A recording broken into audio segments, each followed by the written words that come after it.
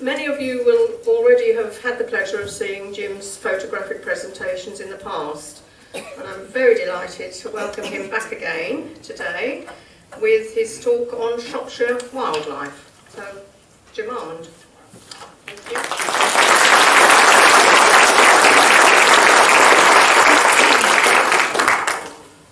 What a crowd. Blown away.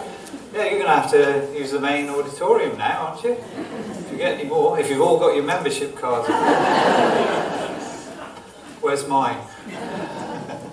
Yeah, we can have the lights down. I'll sort of dive straight in because I'm anxious to get through the talk and then treat you to a nice little audio-visual finale, which usually sends you off in a nice frame of mind, I think.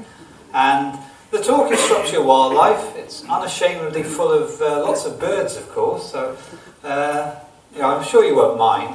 And I've got my other passions, which are usually flying insects, like dragonflies, damselflies, butterflies, moths, and I've even sneaked in the odd mammal, so there is truly a good representation of Shropshire wildlife for you all. That's a little view of Venus Pool, which is a place I'm sort of usually inseparable from, but there'll be a few pictures from there, but elsewhere throughout the county. And if you've never chanced upon my website, it's called Shropshire Birder. It's always a good place to visit if you're going somewhere new or you've got some ideas of where you'd like to go bird watching or other things in Shropshire. And if you go in on the site and just check out the locations, birding on the nature locations, you'll find those little blue place marks will even plan your route if you click on them as well. And individually tell you where to go, when to go, because that's key. If you want to see a ringoozle on Titterstone Clee, you don't go just any time, you go the first 2 weeks of April. That's the only time you'll see them there, so there's my first tip of the day. And then if you check out my blog, which is accessible, just Google Shropshire Birder and you'll be there. It'll tell you about any adventures with things like ringoozles or who knows what. And this is a map showing the little red dots are locations of Shropshire Wildlife Trust reserves or areas, and these are well worth visiting, especially after some of the creatures I'll be showing today. So the whole of Shropshire has a lot to offer. You've just got to go out there and find it, and we're hopefully just going to inspire you to go back to your youth and start chasing butterflies. Well, not literally, don't go breaking legs, and certainly don't take a net. Nowadays you take your camera and just photograph creatures rather than, it's not very pleasant for them to get caught in a net and then handled, so treat nature with respect. Now I'm going to start off with whilst the theme is Shropshire wildlife, you can probably find these all over the country if they're in the country. But I'm going to start off with waxwings because they're everyone's favourite winter bird, I think. But will they appear? And you don't need to go to nature reserves for these. You just go shopping. You either go to a retail park, or if you've been clever enough to plant a sorbus tree or a berry tree in your garden, then you'll have waxwings with a bit of luck, with the redwings and field fairs sometime during the winter. And they always make delightful photographs, don't they? They're colourful birds, and even if, as you see there, the berries aren't quite so attractive, all of them, they usually find a brightly coloured one.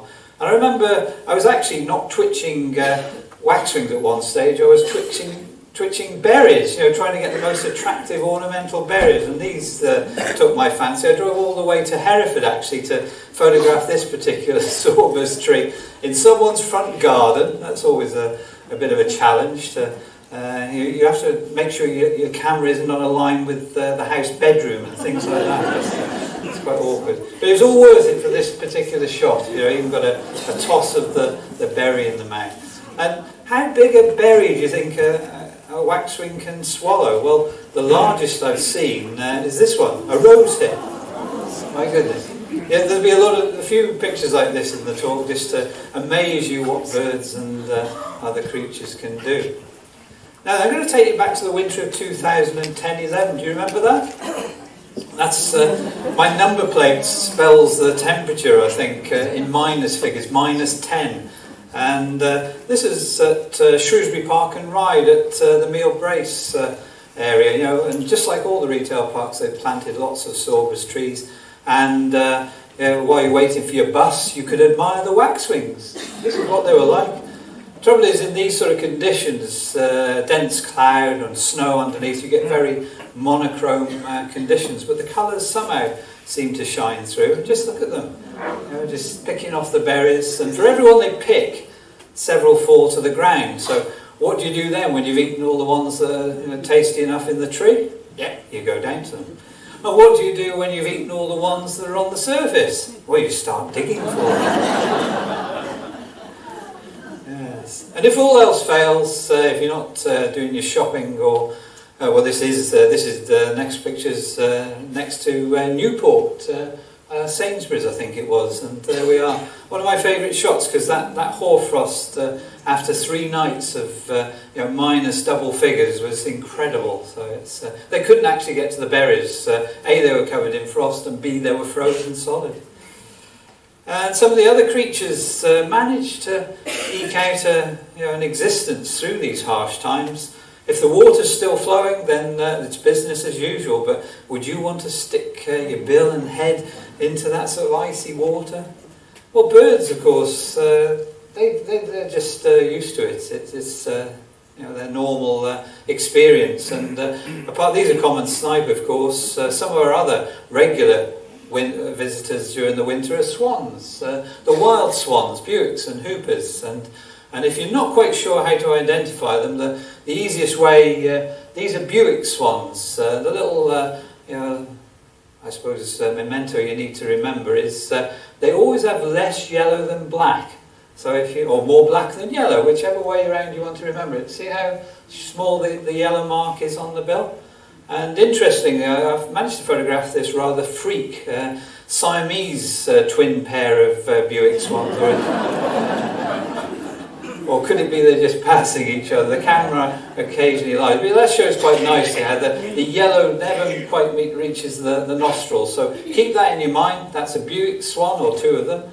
These are hooper swans, which the yellow passes the nostril, so there's always more yellow than black. And if you're vaguely thinking, well, what's the difference between them and the mute swan? It's rather obvious, isn't it? You know, that yellow bill.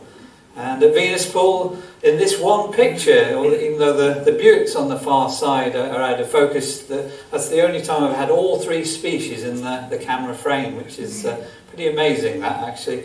Hooper swans, a mute in the middle, and then 4 Buick swans. And you can see how small they are.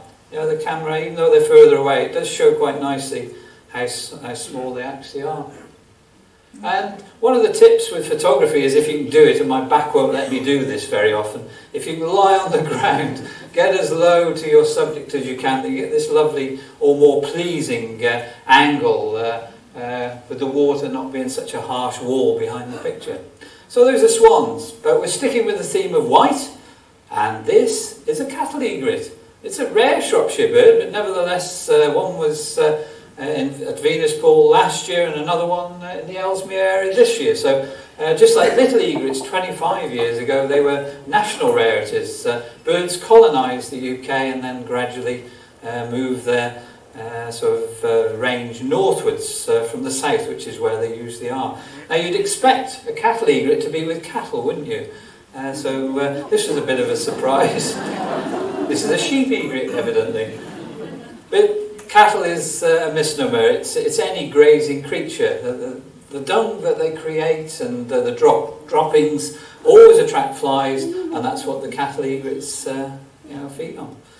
And there's a difference between a cattle egret and a little egret. The cattle egret is slightly smaller, as you can see there, but the bill says it all. You know, a nice yellow bill. And this particular character was Venus Pool in 2017.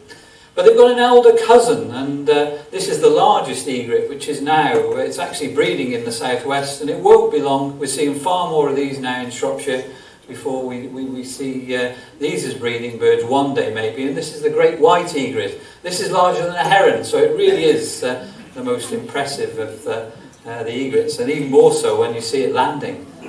And when it's on water, of course, if you've got calm water, you can sometimes get a lovely reflection shot, which makes a picture. Don't you agree? Always very nice. Right, so I'm just going to take you to Wood Lane now. Might have something apart from a bird in a moment, but nevertheless, I'll treat you to the identity of this. I don't know if anyone recognises this particular bird. It's a gull, of course. It's not a black-headed gull, even though it's got a black head. It's a Mediterranean gull. And this was the parent of the first breeding occurrence in Shropshire of Mediterranean gulls. What are they doing in Shropshire, breeding? It just shows anything can happen. There's the youngsters. It's the three on the right of the middle of the picture. They do look different to the black-headed gull to the left. And there they are having a lovely dinner served up by the parents as she regurgitates the stomach contents for the youngsters. Very nice, aren't they? There we go. And Wood Lane has also been the one place that avocets have turned up in the past. These breed in the Midlands, in Worcestershire for certain. They've yet to do this in Shropshire, but I'm sure the day will come. So these four were back in 2008. That was the first occurrence in modern times of avocets, and we have had a pair or two since, but they haven't quite settled down. But lovely birds, and hope they keep coming. And well, I won't tell you what this is. Anyone has a guess? This is at Wood Lane, and I just spotted this head sort of swimming through the water. Any ideas? Anyone can have a go? Or what, sorry? It's not an otter? It's not a water vole? It's not a water rat? Beaver? That's a good try. It's not a beaver. Mink? That's a very good try. Not a mink. Whoa, I gotcha. No, it's not a martin. A shark. There's probably one following it. Well, I'll give you another picture. It's actually coming out of the water now. So it's not quite long, is it? It's not very long. You'll get it when I show you the next one. Yes, it's a rabbit. Did you know rabbits could swim? I didn't, but he's whether he's bounded through the water, and now you can see it's definitely a rabbit. No trickery there. Goodness knows what had made it jump into the water a threat or fell in. Who knows? We'll never know. But nevertheless, off he went. And of course, that's a rabbit. I've taken photographs of these things in the past. My daughter, though, always chastises me if I call them that, because this is a bunny. Bunnies are sweet, aren't they? Cute. Unless they're in your garden, of course. I suppose one step up from bunnies, hares, and you can find them throughout Shropshire. They've always got this aura of, I want to see a hare, I want to photograph a hare, and they always look a bit miserable to me. Sorry to be... I don't know if it's the fact that this one was... I had a good session at this after a heavy rainstorm, and every picture seemed to tell a story, didn't it? Am I going to get wet again? I'm not sure if I ought to go for that. And yes. Perhaps next time I'll include some happier pictures of hares, but they are charismatic creatures, aren't they? Wixle Moss in the north of the county, and not far from Wem, and find all the directions on my website if you've never been there. It's one of nature's real wild places, and do go on there with a compass and a ball of string for your first time, and a map, because it's about a mile across, and wherever you are, it looks like that. You turn around, and you can soon become very disorientated. So either go with a friend, or sort of make very careful notes as to where you walked in, and keep to the main tracks. Otherwise, you tend to fall into a bottomless ditch. But it does have some amazing birds and creatures on there. It's the one place, although the number of perches for them now has decreased. The great grey shrike were regular visitors there in the winter. There's a typical view down one of the paths, which are very easy to walk across. Do take boots or some sort of waterproof footwear if it's been raining, because there's a lot of boggy areas. And another winter visitor is short-eared owl. It's probably the one place, apart from the longwind, that you can guarantee to see these in Shropshire. And sometimes, never too closely, so I made the best use of that in this picture. It's almost like an oil painting, isn't it? The grass and the birch trees, and there is a secondary to the picture. And you never know what's going to turn up here, and we've had 2 spoonbills in the area, and glossy ibis, so the floods just adjacent to the reserve of Wixell Moss itself is currently being... well, the plans are ahead now to actually turn the floods into a sort of nature reserve there by the Wildlife Trust. Right, and look, moving on from birds, it's got one of the UK's most exciting dragonflies, or should I say a darter. This is white-faced darter, and you've got to drive up to Scotland. If you don't see them in this reserve in Shropshire, next stop is Scotland before you'll see another one. So they're incredibly rare, and they just rely on this natural peat moss, the acidity and habitats that encourages, and food are plenty for them. So that's white-faced darter, and there's his white face. I'm sure most of you remember as a child the sound of cuckoos, and it's one of those challenges nowadays to go out and find your first cuckoo in April or whenever. But Wixell Moss is as good a place as any, and they breed there. Here's a juvenile. This one's not long left the nest, and there'll be a poor small bird of some description, meadow pipit perhaps, who's had the task of feeding that giant of a youngster for the first few days and then a couple of weeks of life. And don't have nightmares about this next picture, but there's always lots of raft spiders as well. And these are giants. You wouldn't want these scuttling across your carpet, I can tell you. But yes, and that's a female, and you see that little ball of something underneath. That's her egg casket. She's very protective. She goes everywhere with her babies or her eggs, and eventually these will hatch out, and you'll have lots of baby raft spiders. This is the largest spider in Britain, actually, and some of them in other areas of the country, absolute monsters. And they eat fish. They could give you a nasty nip, so don't be tempted to pick them up. I didn't think you would, though.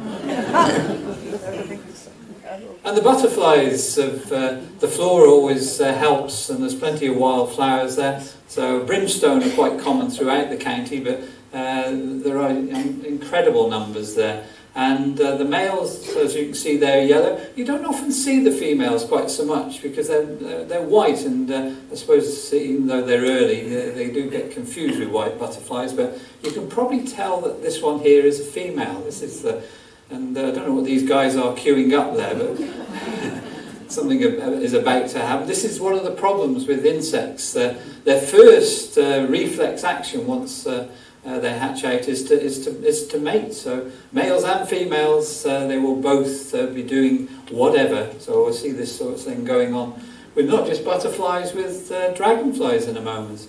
This is a pair of meadow browns, and I suppose the butterfly of all butterflies, which is prized on Wixell Moss, it's another very rare one nationally, and that's the large heath. Again, it's that special habitat there that ensures that this will be there as long as the cotton grass on which it feeds is there to keep it sustained. So that's large heath. And moving on from large heath, we're going to Prees Heath. This is another little, very small reserve up past the village of Prees, the old aircraft hangars, etc. I think it's sign marked now when you get there, but it's in between Prees and Whitchurch, just on the right hand side as you go along the strait. And this is home to another butterfly, which again you'd have to go to the North Wales coast to see other examples of it. The silver-studded blue. Very attractive. It gets the name, if you look in the wings, the black granules just before the wing edge, they've got those tiny little silvery blue granules, and that's how it gets the name silver-studded blue. So that's a male. There it is, slightly open in its wings. There's the full wings. It's described as indigo blue, so it's a deeper shade, much deeper than the common blue we usually see in the county. That's the male, and that's the female. Most female blue butterflies are brown, so just one of those things. The male has to be showy, and the female somewhat lacklustre for some reason. Not a bit like human beings, are they? There's some delightful ladies here tonight. And they have a habit of landing almost anywhere, and yes, land on your nose if you like. I suppose as you march through the common butterflies, I'll deal with some the more common ones in a moment, but always prized amongst people looking for unusual butterflies are the fritillaries. And basically you've got to go at the right place at the right time to see these. They don't generally come in gardens unless you really are out in the wilds. But this is the pearl-bordered fritillary. The original one, the first one was taken at Lannamunnock, and here's the underwing of it. And they get the name pearl-bordered for those little white. Where's my little pointer? I've got it, so I'll use it. Along here. These little white pearls, as they're called. Note there's only two in the middle.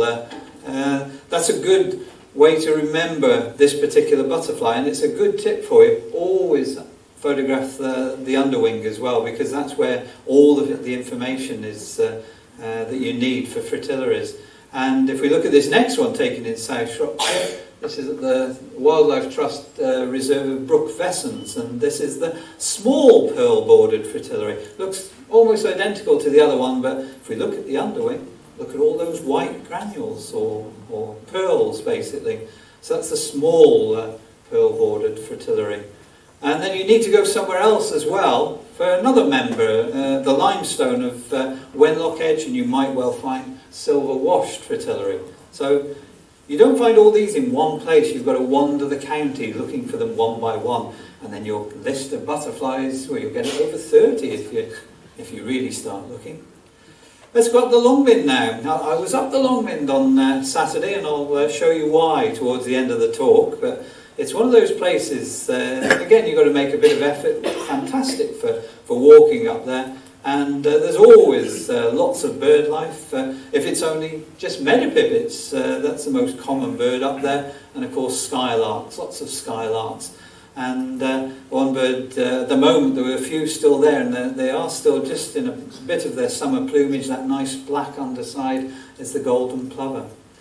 And the most prized bird to actually see up there during the springtime is of course the dotterel. Now, these are on the gliding station, and yeah, you're possibly wondering if I tell you I've taken this from my car, using the car as a hide. Why is he taking a photograph of birds on the glider station runway? Yeah, it's not a safe place to be.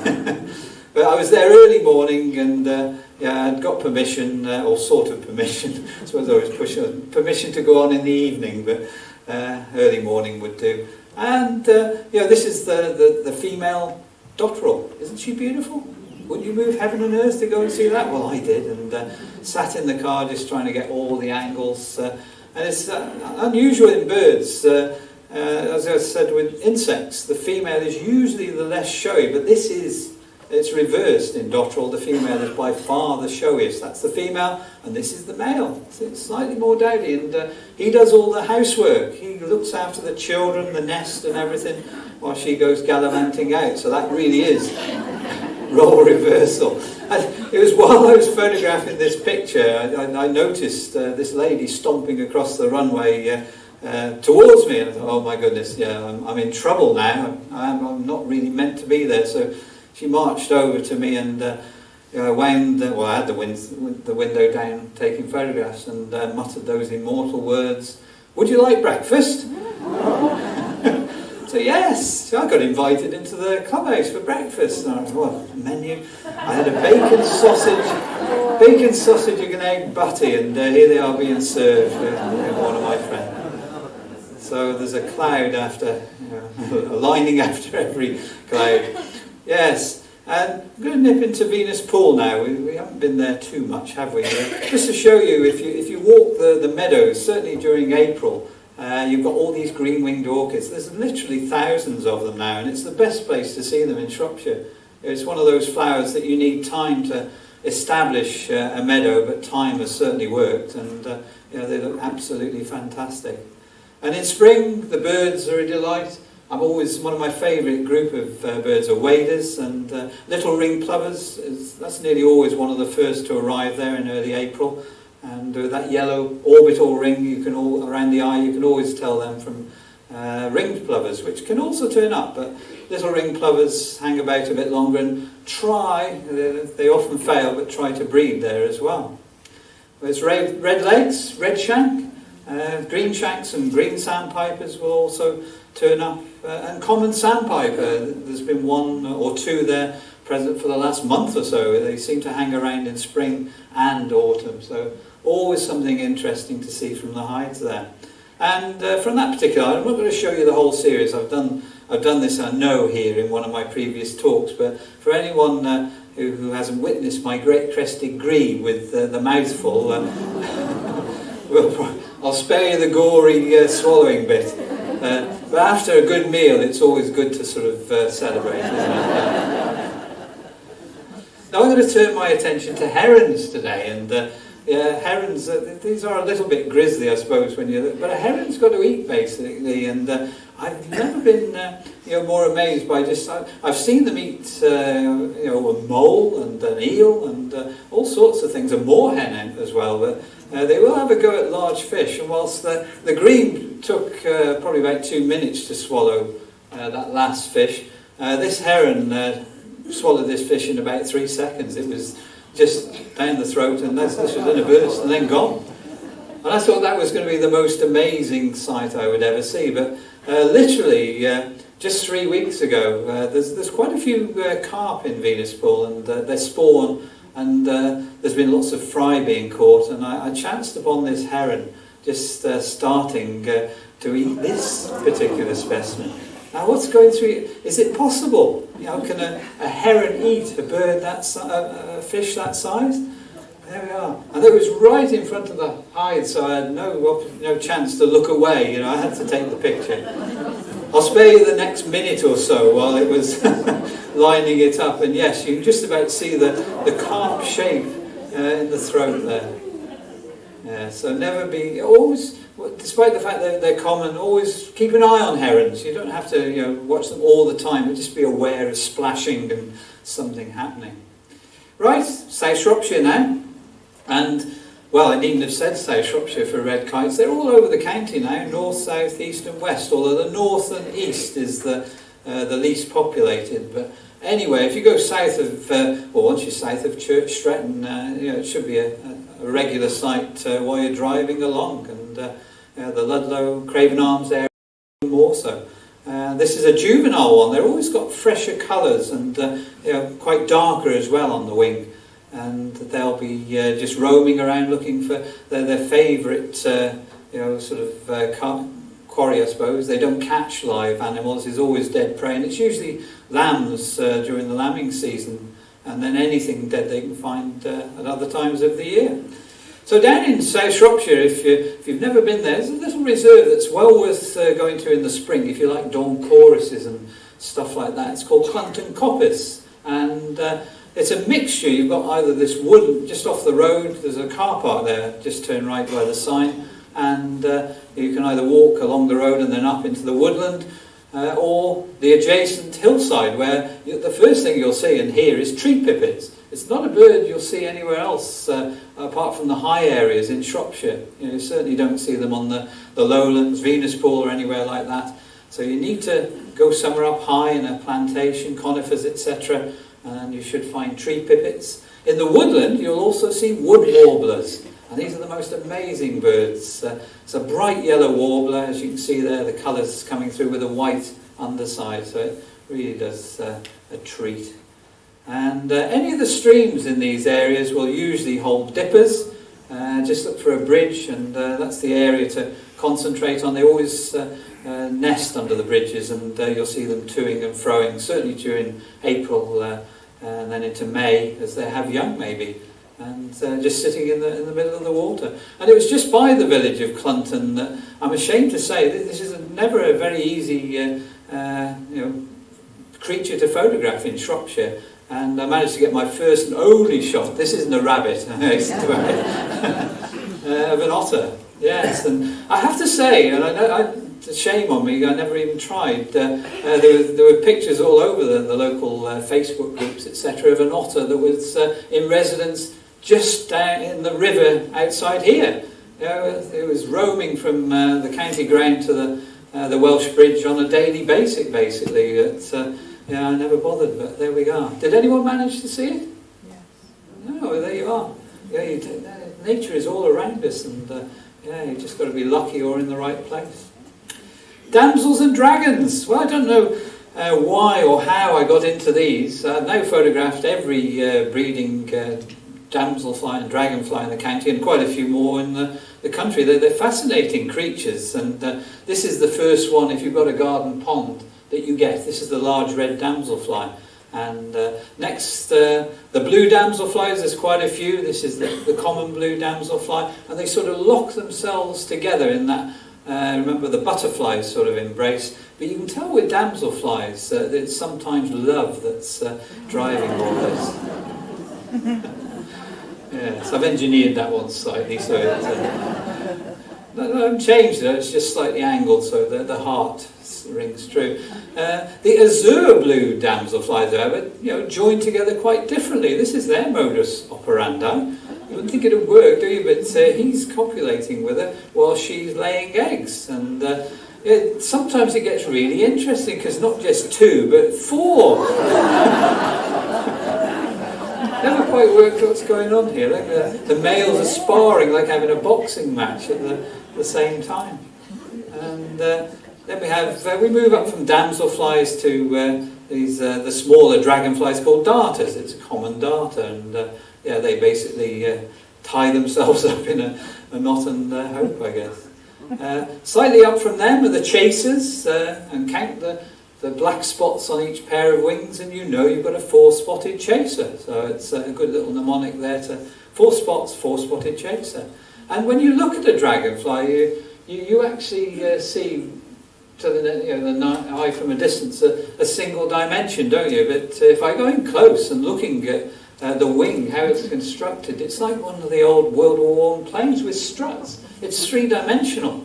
It's got shape, and that's what gives it, when it flies, the lift. And since time immemorial, man has tried to replicate this in the wings of planes and helicopters, but we're not quite as good and not quite as manoeuvrable yet as how a dragonfly can fly. And how about that one? That's a broad-bodied chaser, out anywhere almost in fresh still water during the months of May and June. And most of my photography is done with a long lens, and basically this is showing you with these smaller creatures, if you're lucky enough to get one perched, a macro lens, or your phone nowadays, or a little small point-and-shoot camera is more than enough to get some wonderful pictures like this migrant hawker. That's the latest one in the season to come to us. These all come from abroad, although there probably are a few UK breeders as well. And these will be on the wing until the first frost sometime in October. So if you see a blue dragonfly in your garden, or just generally flying around, it's nearly always migrant hawker. And there we are, going in a bit closer and just looking at those amazing eyes. Aren't they cute creatures? Well, it's I think so anyway. Some people run away from them. After photographing this, I always open my eye on for an unusual position or a different species, and I managed to find a southern hawker. And I was photographing this. I couldn't get too close to this one because it was up in a tree I had a barbed wire fence in the way, so I could only get this angle. But I noticed that brown blob. Can you see it on the wing? And as I zoomed in a bit more, I said, "Wow, it's a shield bug." So I had this vision now. I was waited and waited. I was hoping an aphid would land on the shield bug, so I got an instant food chain. And then a hobby would come along and eat all 3. Yes, so that's nature delivering its bounty. Butterflies? An unusual angle. We all photograph the upper wings, don't we? And that's how we identify butterflies. But sometimes the food plant or what they're taking nectar off, tells a little bit of a story and makes a more attractive photograph in a way. That's a small copper. But that's how we want to see a small copper, isn't it? With sitting on this is up the Longmynd on the heather, and beautiful butterflies they are with that reddish, orangey, coppery colour. Painted ladies, again another migratory butterfly. Most of these come from the continent, and it's been a really good butterfly year. Painted ladies in incredible numbers this year everywhere. I'm sure you've all had them in your garden, and still there was 2 in my garden yesterday. Small tortoise shell, this is another one that we know and love from our childhoods. And the common blue, which even though it's not quite as prized as the silver-studded blue, they are everywhere. These will come into gardens. And the females, surprise, surprise, still manage to have a little bit of blue. So a little bit more attractive, although they are variable, and no 2 females are quite the same.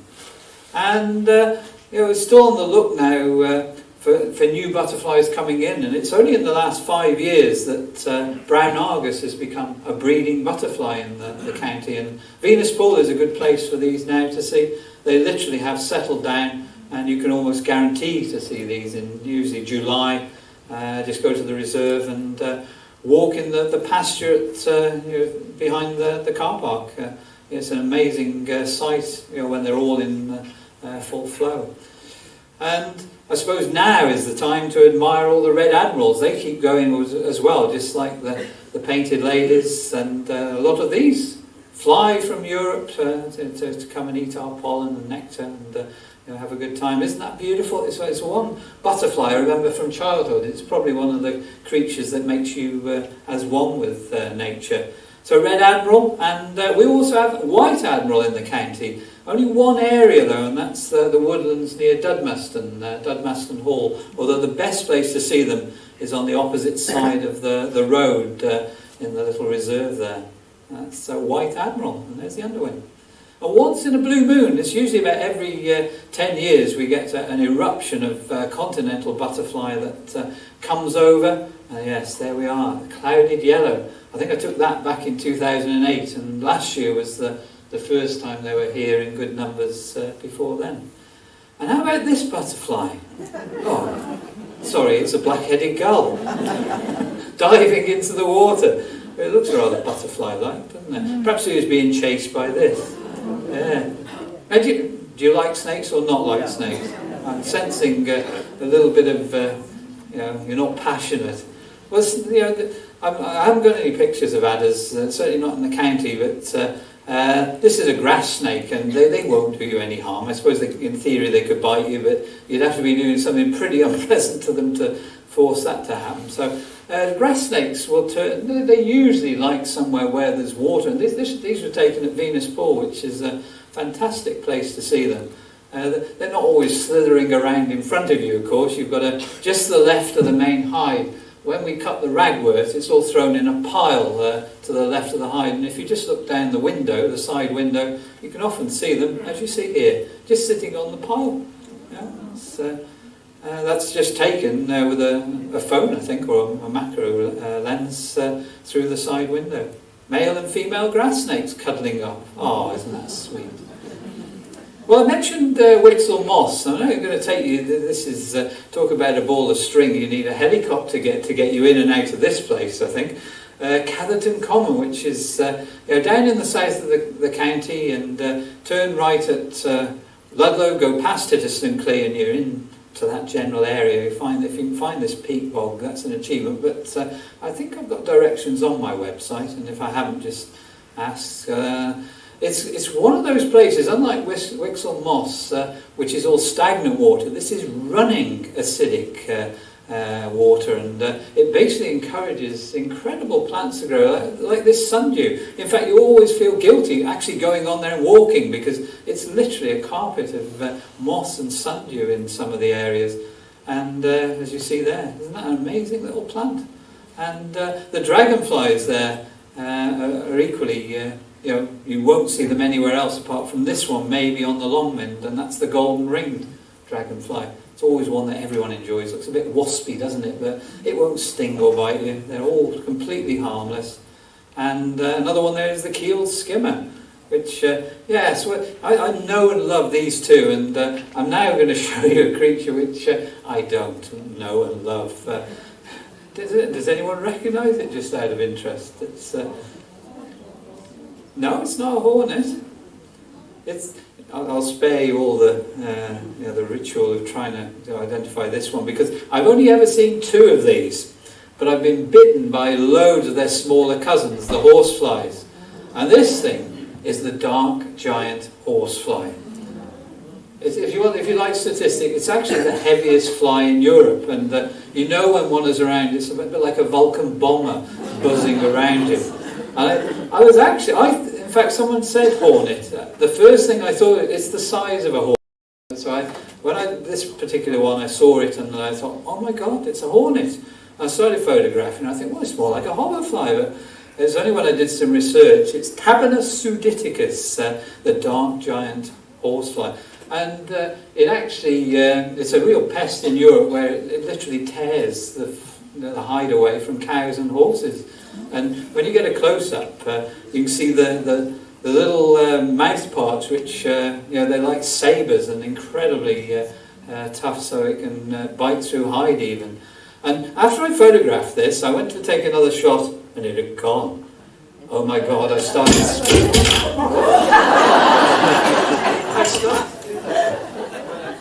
Have some assistance here. Is it still working? It's still working. Yes. After bashing the microphone off, I was relieved to find it wasn't on me, because, yes, you would not want to be bitten by one of them. Right. Does anyone like moths?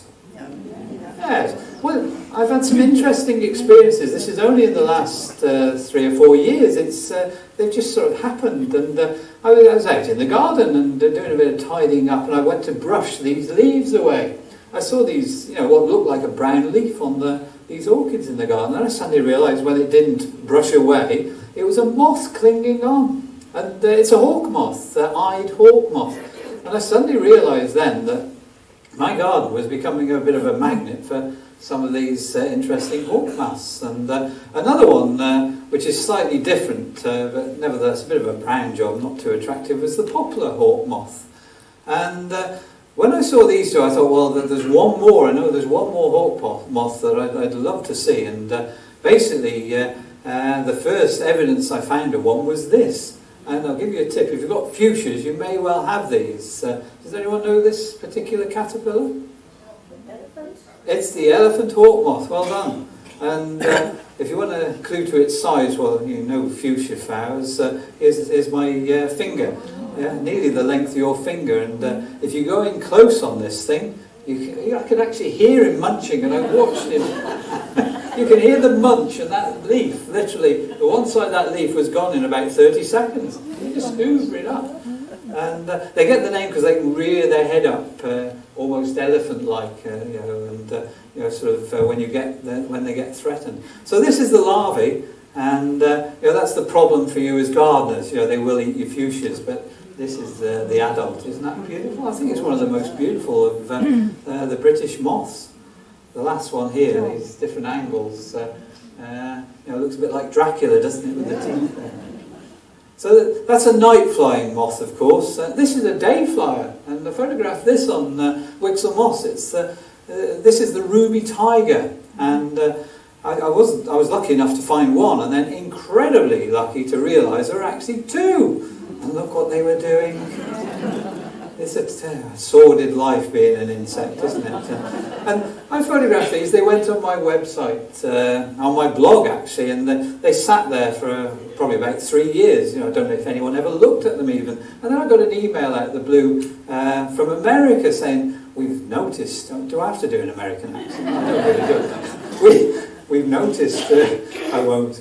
Your ruby tiger moths on your website, could we use them in our book? And I emailed back, well, I usually make a charge, and blah, blah, blah, what are you prepared to offer? And $50 per picture. And I said, well, that's very kind of you. And will you pay the commission? Yes, we'll pay the commission when you do the sort of paid into the bank. So there we are. I sold the moth, and I threw in for good luck. Can I have a copy of the book? Yes! So never underestimate that random picture you take. If it's on the web, someone might find it, and you might just sell it. And there's the book. It was a children's series on moths. The field guide, Insect World, moths. And I just love the words that went with my picture. She gives off a scent. A male moth smells her. He is miles away. He flies to her. They mate. A bit cold, isn't it? It's not like the birds and the bees at all. But now this is, well, if you don't like moths, I will be astonished if you don't like these. These are emperor moths, and they're on the wing in April every year on the Longwind, probably Tiston Clee, any of the high areas, somewhere where they can breed, somewhere where they've got the food plants they like. And it is the most amazing moth you'll ever see. The problem is, when you go looking for them, you'll realise, if you go, how difficult this is to get one perch. They never really do it, but I was lucky. And so there's an emperor moth in habitat, and just look at these creatures when they open their wings. Isn't that astonishing? Different colours, it's the males trying to outdo each other so that they get the female. I've never seen a female, that's the most tricky one to get, because she hides in a bush basically and waits for all these males to come and, yes, well, you know what they're coming for. I've seen enough of that. Yeah, isn't that a beautiful moth? Well, we've had some quite nasty things going on with the heron, etc. So I thought it'd be a good idea to balance it with some cute moments. We need to be smiling. Just resist the temptation to go, when you see great crested grebes with their chicks on the back, and as they all slide off, they just sort of play around as if they're in the swimming pool and just having fun, family fun. Spotted flycatchers, when they fledge the nests, they don't go far. In fact, they usually just stay in a tree nearby and wait. There they are. 3 little baby spotted flycatcher, and they're waiting. They're lazy. They can actually fly. They are of an age, when I photograph this, they can fly, but no, they wait for the parents to come in with food. And so you get the family shot as well. Lapwings, well, they're sort of ever decreasing in the county, nationally actually, in numbers as habitats change and they see more challenges. But there's a picture you don't see very much nowadays, and that's taken at Venus Pool. That's a breeding lapwing pair with one of the parents there with a small group of youngsters through the daisies for once, making it a really nice shot. Swallows. Do you have swallows in outbuildings, some of you? It's always a delight to see them coming, and then even better when they fledge. These are all youngsters, and again, the same as the flycatchers, they're just sitting there waiting for food. We're young, we don't need to do all the work, wait for our parents to do it for us. And one of these youngsters I noticed being even more canny, and he thought, well, if I jump on the back of one of my brothers or sisters, I'll get fed first. Yeah. But I don't think it works. It's whoever opens their mouth widest, I think, that gets the food. So, these were taken at Polmere Nature Reserve, which is always good for swallows. They perch very close to the hide there. It's just in the Ponsbury area. Yeah, I'm sure some of you know where. By Lee Cross, so not too far from Ponsbury and in between there and Hanwood. Well, back to the water, and this moorhen with chick, doesn't it look touching? Just feeding little morsels to the little chick there. But life isn't always friendly, and with moorhens especially, when there's a female or maybe a habitat, a territory at stake, then things can get menacing and tough. Now, you always know when a moorhen adopts this position that that's basically threat. When they turn around and put their white tail feather to their opponent, that means they're giving in. But if they don't give in, if two stare each other out like this, then the handbags come out, and so do the talons. Yeah. I mean, no one was seriously injured in this, but it's a wonder, isn't it? And how about this heron? He looks like he's spoiling for a fight, doesn't he? Yeah. Get me feathers ruffled, and this was the one he was having a bit of a challenge with. And again, it's all about territory, and they were a bit distant, but they were basically having a real go at each other. And at one stage under the water, but it didn't really look good in a photograph. So I really just had the pictures of them in flight, sort of taking each other on. So just like everything else, when the territory is at stake, they will fight, well, almost to the death. And you'd think nice, sweet, blue and orange, cuddly kingfishers would be nicer, wouldn't you? But nope. When there's a post at stake, yeah, it's mine. No, it's mine. It's mine. The next thing you know, they really are going at hammer and tongs. So kingfishers being not so nice and sitting on a perch, posing. Yeah, this is the car park at Venuspool, and in those trees there, nice autumn scene, there's lots of nest boxes. And 2 years ago, one of these nest boxes got taken over. They've been mentioned in the talk already when I showed the giant horsefly. Hornets. A hornet's nest. And if you were at Venuspool in September and October 2017 and you didn't see a hornet, it was a wonder, because they were everywhere. They come into the hide. And don't be panicky about hornets. They're far less aggressive than wasps. You're always much more likely to be stung by a wasp. Hornets will leave you alone, generally. Yes. So that was, these were taken in early September when they just arrived, and I basically just followed hornets along hedgerows and trying to find out where they went, and it leads you straight. They all go back to the nest.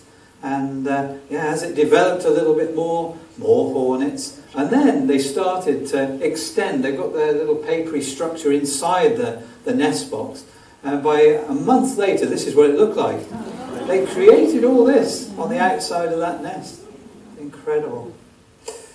Well, we're into the autumn now. I just walk past the inn caps, have a little stroll along the Severn at Highley, and this is one of the areas where you're guaranteed, if you just keep your eyes peeled and walk along. The team at Ludlow is the same as well. With it's not a true UK native bird, but they've established over the year, and mandarin ducks are always present in these areas, and lovely to see. That's the male, and the female you can see to the right. Slightly more dowdy. This is what bird world is all right. The male, there's the female. She's got to sit. This is functional. She has to sit on a nest and not be seen by predators. So she's much more subdued colours. But the male, wow, yeah, he just has to be in your face. It's beautiful, drop dead gorgeous, and that's mandarin ducks. I'm just going to give you three. Well, they're not major rarities, but birds that everyone loves to see. It's classically the bird that turns up on a vicar's lawn, the hoopoo. So there we are, there's the hoopoo. There's another one of a hoopoo. And would you believe we've had bee eaters in the county? Yeah, this was in 2013. It seems 6 years ago now. And after they've eaten so many bees, that blackling there is concentrated 20 or 25 bees coughed up as a pellet. And I mentioned I was up to the Longwind on Saturday, and the reason why? Well, we had a Lapland bunting. This is only the second one ever in the history of birds in Shropshire that's dropped in. It was found by a friend, and he woke me up on Saturday morning. Phone was going, and I was there about an hour later photographing this Lapland bunting, and didn't it give some lovely pictures? That's what I mean about the low angle. And I'm sure many of you enjoyed that one particular bird that was in the dingle in 2017. Yeah, there's the dingle. There's the flowers, and just behind all that willows, etc., is the pool. And home to the pool was this night heron. And everyone took it to their heart. He was became a bit emaciated as the winter went on, and got taken into care, so he wasn't quite as good looking as you see here, but there he is perched up with, it's a male with summer finery, but nevertheless he's in a sanctuary somewhere and being looked after, and we're still waiting to see if it's accepted, because it's an American knifed heron, and if it's accepted, it'll be the first occurrence in Great Britain. So there you are, come on, you can do it. I'm going to finish with something offbeat now. Shrewsbury u3a, November. Why would I be there? I've only ever been there once, and Yes, the salmon leaping. It's not the best photographs, but you can basically just stand there on the railings and watch these salmon leaping out of the water and trying to make it up the the weir, basically. Yeah. And there's always someone, isn't there, who tries to get one step ahead of the rest of the photographers and get in everyone's way. And yeah, I don't know. I hope he's not sitting in the audience. Yeah. Yeah, I'm in charge. I'm a professional. I'm going to go and sit in front of everyone else and clue the view. But nevertheless, there's that fish just beached himself, and he's photographing it. I hope he wasn't tempted to put it in his bag. He'd have been arrested for that. Yes, protected species. But then I turned my attention to the top of the weir, where a family of swans were sort of just messing about, and I thought, wow, that one's getting a bit near to the edge. You be careful. Don't go near the edge. That's a weir. It's not a good place to be. Oh no, what is going on here? And I thought he was going to fly. There's no way. It's quite shallow, and turbulent water rocks the rest of the weir. But hey, he's going for it. He just glided down as if to say, "Yeah, I meant to do that." And finally, little owls. Don't you just love them? Oh, that's my favourite. And really, finally, I'm just going to show you this buzzard, because this buzzard was feasting and then flew away to give me this shot, basically. And this shot has been used, just a little advert for a book that's about to be released in December, The Birds of Shropshire. And there's the bird that spawned the cover picture. That's the actual cover of the book. It's 540 pages. It's been 6 years in the making. There's at least 240 or 50 pictures, half of which are mine. And it's absolutely full of good things to read about the bird. It's a must for any bird watcher, and anyone serious about nature. Just get it. Basically, it's a fantastic book. The main price is going to be £45 after December the 1st, but it's £25 if you order it before then. So have a Google online, The Birds of Shropshire, or look at Shropshire Ornithological Society's website, and you can find the forms to send off, or just simply order it online. So with that in mind, I wondered, have we got time just to do a 6-minute audio visual? Yes, we're going for it. This will put you in the right frame of mind for the Birds of Shropshire. If it works this time.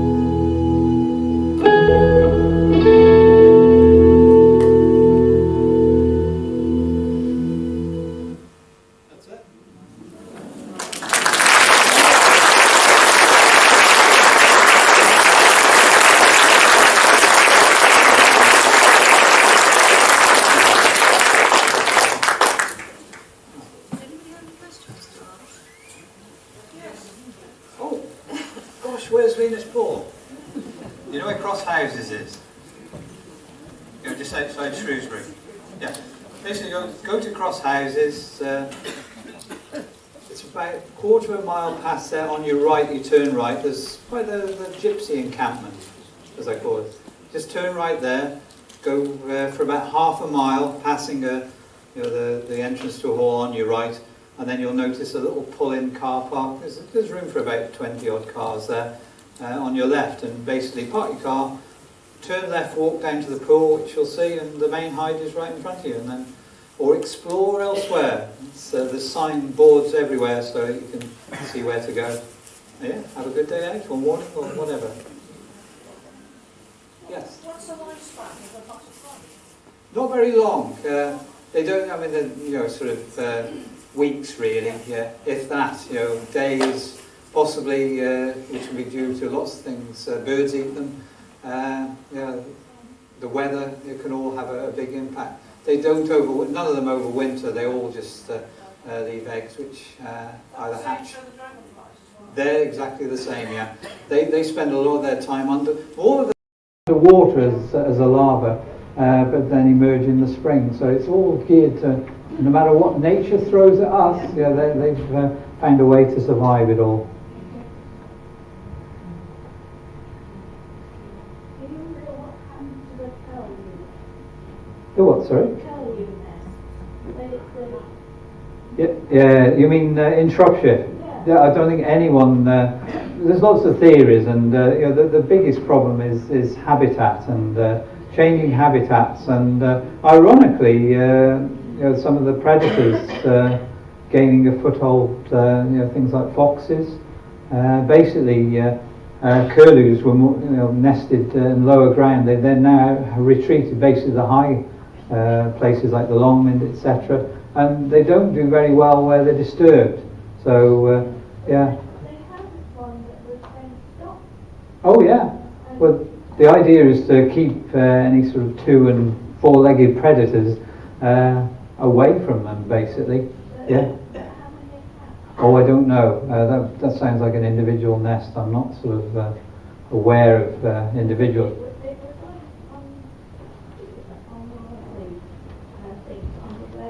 Oh, right, no, I wasn't aware of that, sorry. Yeah.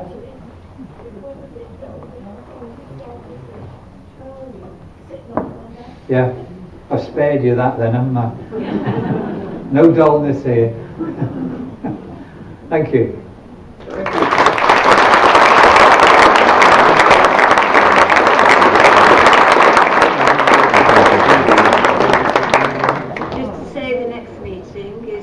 AGM, but there will be a speaker afterwards. We hope the AGM won't take too long. You've all had a supplement this year.